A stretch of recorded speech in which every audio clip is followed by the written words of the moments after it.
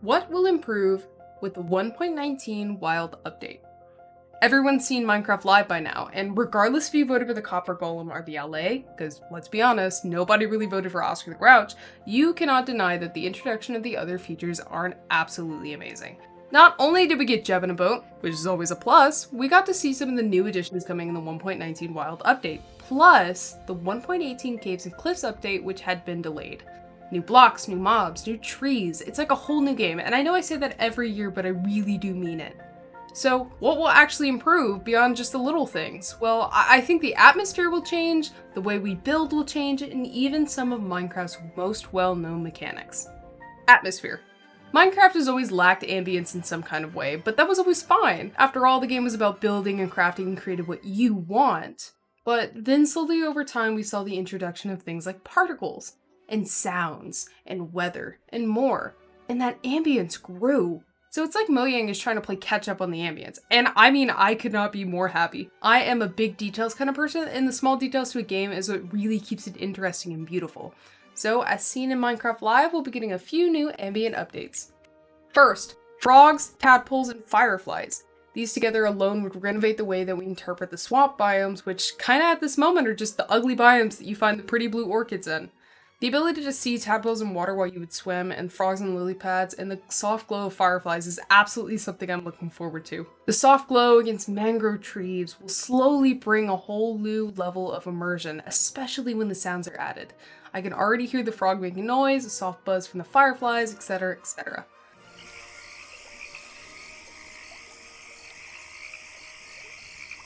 My theory is that the fireflies won't actually be a new mob, but it'll actually be a particle type, which for fellow command enthusiasts is always a good thing. Same with the new sounds that'll come with these features. I believe that Dark Cities will introduce new particle types as well, but I'm not really sure as a lot of the stuff that is shown in the demo doesn't make it to release, or more things are added along the way. The Dark Cities in themselves are a ball of potential and creativity, and it'll truly be immersive if it plays out like Mojang is suggesting. The ambience, not only from the potential particles, but the immersiveness will be a pleasant addition to the game. Plus, a new structure is always welcome.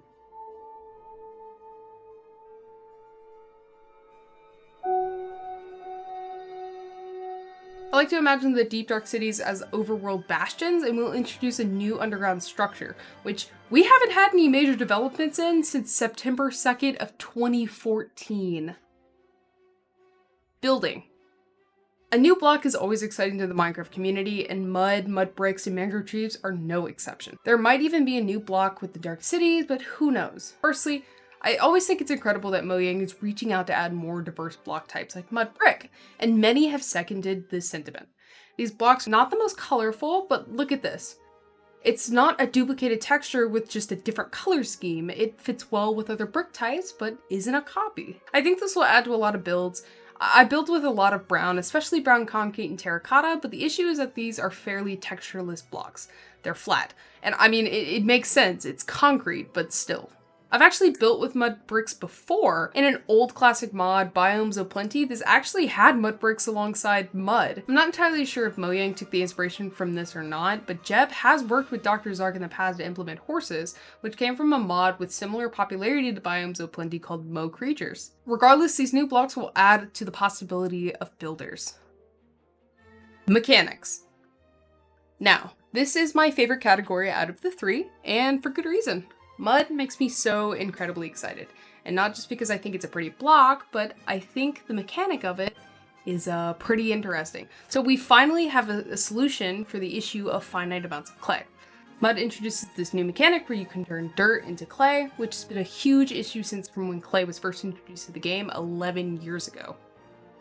Beyond my weird excitement for mud, we've also got chests and boats. It's not a secret that Minecraft desperately needs an inventory update. That's the reason that they're implementing bundles, shulkers, and even ender chests have been added to the game.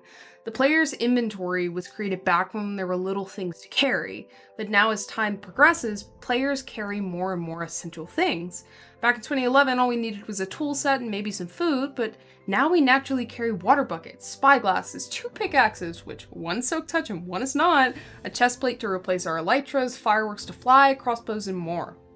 So, donkeys were helpful when traveling, and since we had an extra slot to store our own new findings, but let's be honest, donkeys aren't really an early game thing. You have to find a saddle, you have to find the donkey, ensure you have enough food not to die on your search. But now we can put chests on boats, and looting shipwrecks will be easy. No more having to throw out loose paper from the chest or sacrificing a stack of blocks you might need later in the game. It's a small improvement, but I commend Mojang for adding things to help solve this inventory issue. Finally, sculk sensors and related bits. You redstone freaks are probably in love right now, but a wireless system in Minecraft is insane, and it only ever adds to the growing toolbox redstone engineers hold. The introduction of more pieces to this family will only expand those opportunities, and I can already see the 100 of recommended redstone videos on my YouTube page at this moment. But yeah, that's the improvements coming to you sometime next year, and I absolutely cannot wait to see what you guys can create. Thank you so much for watching. I love you and have a great day.